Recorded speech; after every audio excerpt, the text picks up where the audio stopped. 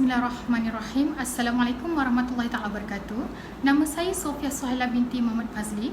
Nombor matriks 057969. Tajuk tazkirah yang akan saya sampaikan pada hari ini ialah fashion wanita mengikut perspektif Islam. Apakah fashion? Fashion adalah gaya berpakaian, tingkah laku yang menjadi kegemaran serta ikutan ramai dan berubah mengikut peredaran masa yang kian moden meninggalkan zaman lama. Fashion merupakan salah satu faktor yang mempengaruhi gaya hidup dalam masyarakat sama ada lelaki atau perempuan. Adakah berfashion atau mengikut gaya pemakaian moden dibenarkan dalam Islam?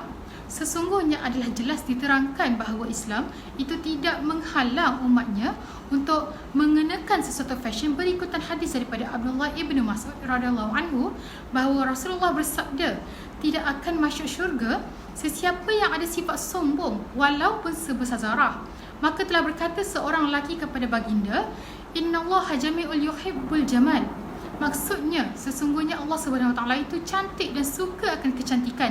Berdasarkan hadis ini jelas menunjukkan bahawa Rasulullah tidak melarang seseorang itu untuk berfashion. Bukan sahaja itu, baginda juga turut menerangkan bahawa Allah itu suka akan kecantikan. Yang menjadi hal ialah Rasulullah melarang seseorang itu berfashion dalam keadaan angkuh dan sombong. Tetapi persoalan kita pada hari ini, bagaimanakah fashion yang menjadi ikutan kini? Para muslimat yang menjadi mangsa bagi pemakaian pakaian yang mendedahkan aurat, mendedah dan menayangkan tubuh badan mereka di khalayak ramai yang merupakan ajnabi bagi mereka. Akibat terpengaruh dengan gaya kehidupan barat yang sering digambarkan di kaca televisyen, sedikit demi sedikit mereka cuba untuk mempraktikkan perkara itu dalam kehidupan harian mereka.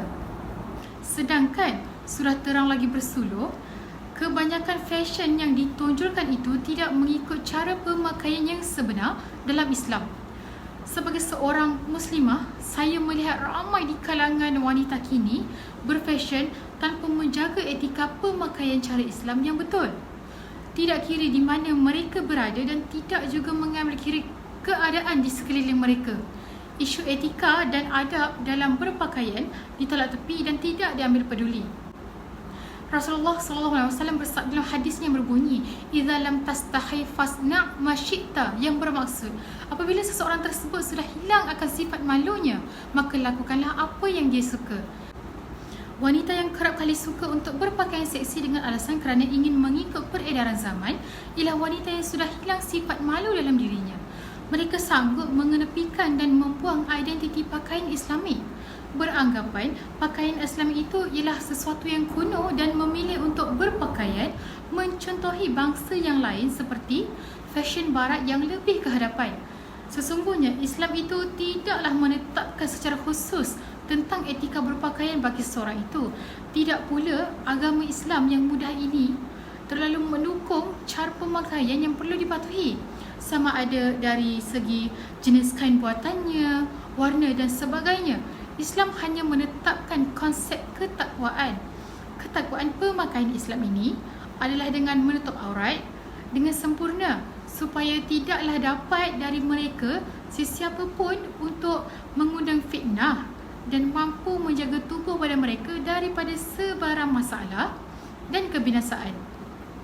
Rasulullah bersabda dalam hadisnya yang bermaksud, sesungguhnya wanita itu adalah aurat. Setiap kali mereka keluar, syaitan akan memperhatikannya.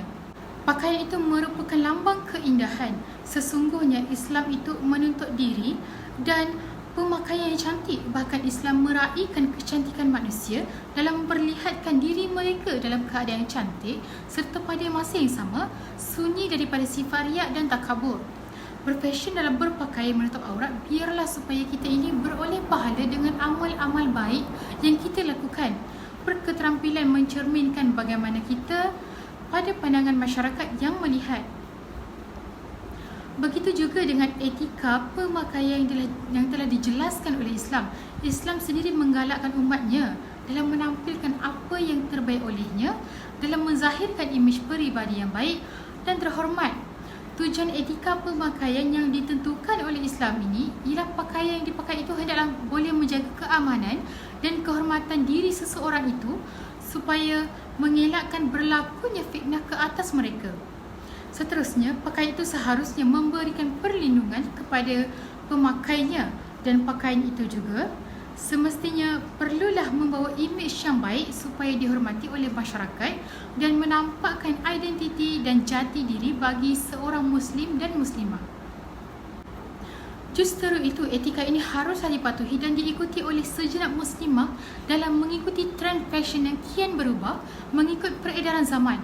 Lebih-lebih lagi pada zaman sekarang di mana anak-anak muda tidak kira usia dan jantina berlumba-lumba dalam memenuhi kehendak trend yang menjadi ikutan.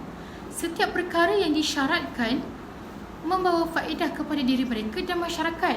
Islam yang syumul memberi garis panduan kepada manusia secara keseluruhannya untuk memberi kebaikan di dunia maupun di akhirat. Antara etika yang hendaklah dipatuhi ialah menutup tubuh badan seperti yang ditetapkan oleh syarak. Pemakaian hendaklah pakaian yang tidak mendedahkan anggota tubuh, menampakkan bentuk anggota tubuh secara jelas dan tidak menampakkan warna kulit. Jika pakaian yang dipakai tidak memenuhi ciri-ciri syarak ini, maka mereka juga tergolong dalam golongan yang berada di dalam neraka.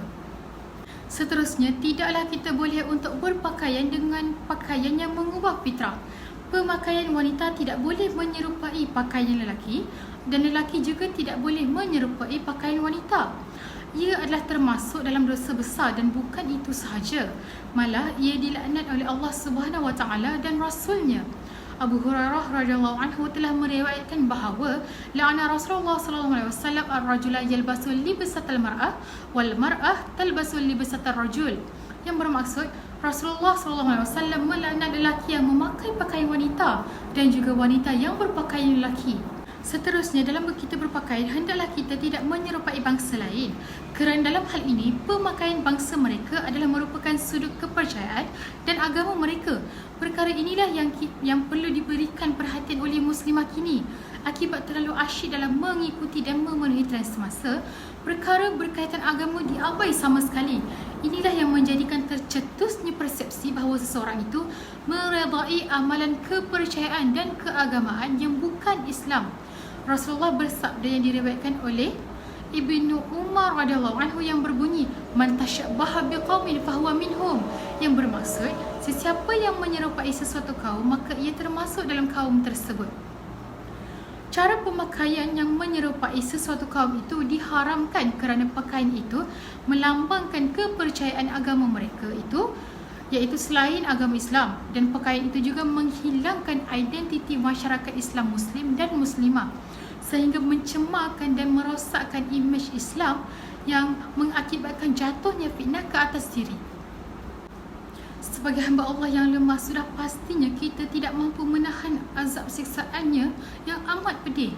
Maka hendaklah kita bermuhasabah diri dan memerhatikan isu pemakaian yang mengikuti fashion ini. Tidaklah berfashion sesuai dengan gaya hidup masa kini itu dihalang, tetapi tidak sukar untuk kita berfashion dengan mengikuti syarat-syarat Islam, khususnya dalam kalangan wanita. Sesungguhnya wanita itu merupakan hiasan dunia dan sebaik-baik hiasan adalah wanita salihah. Itu sahaja daripada saya. Sekian, terima kasih. Assalamualaikum.